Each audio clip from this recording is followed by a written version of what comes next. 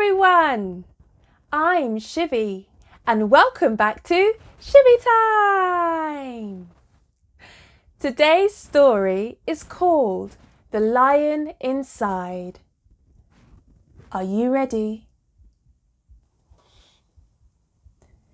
In a dry, dusty place where the sand sparkled gold stood a mighty flat rock, all craggly and old. And under that rock, in a tiny full house, lived the littlest, quietest, meekest brown mouse. He was so very tiny, so incredibly small, that nobody noticed him ever at all. He got trod on, ow! And he got sat on, ouch! And missed out for stuff, ignored and forgotten. Yes, mouse life was tough. Meanwhile, far above on top of the rock, times were quite different. It was lion o'clock. This huge, toothsome creature made everyone saw how important he was by how loud he could roar.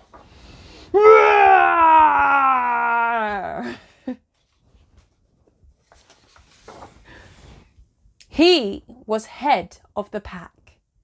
He was shouty and tough. He loved showing the crowd. He was made of strong stuff.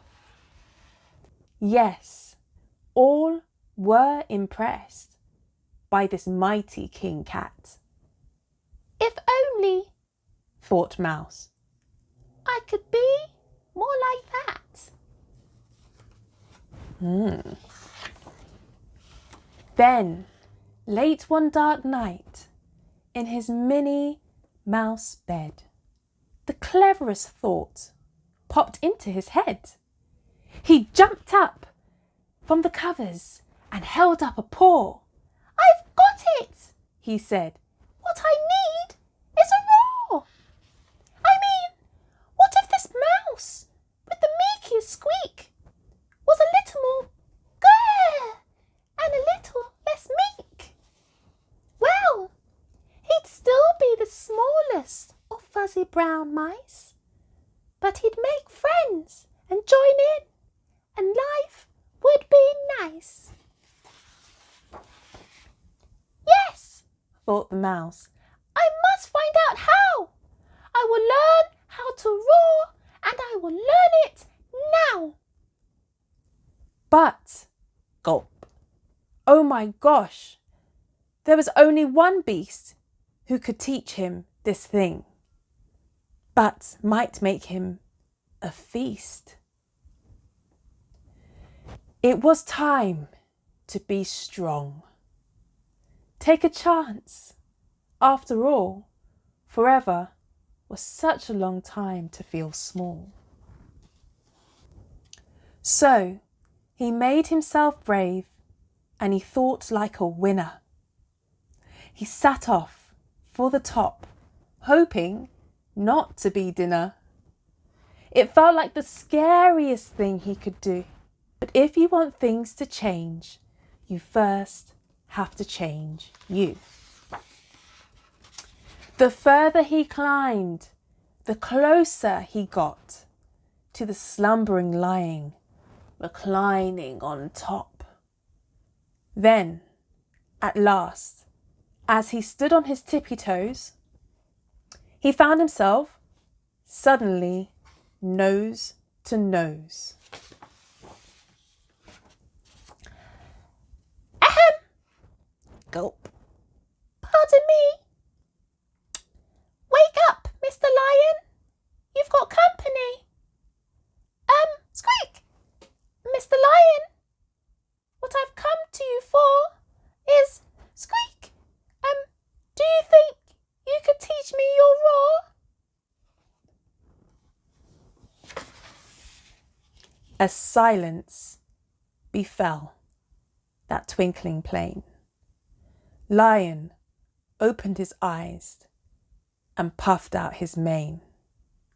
Time slowed right down. Why, it felt like a week.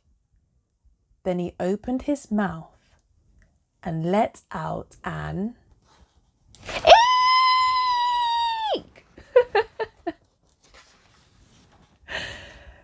The lion was shaking, his paws a fumble. He was backing away with a scrambling tumble. "Don't hurt me," he whimpered. "Oh, try to be nice." Well, my goodness, the lion was frightened of mice. "Don't worry," Mouse peeped. "I'm a friend, not a foe.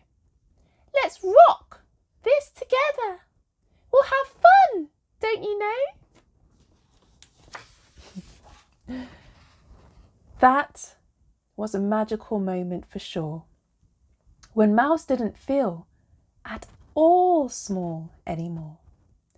He had found his true voice and learned to speak out, and for that you don't need a roar or to shout. And from that day and always, the two were a pair. They both liked the rock better now that the rock was to share. The mouse, while still little, felt big in his head, and Lion, he still roared, but with laughter instead.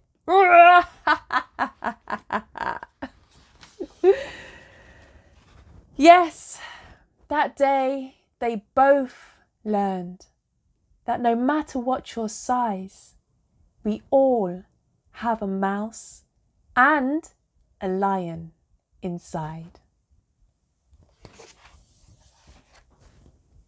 Hi guys, did you enjoy that? I hope you did. Well, to make sure that you never miss another story, hit that subscribe button and hit the bell to all our future uploads.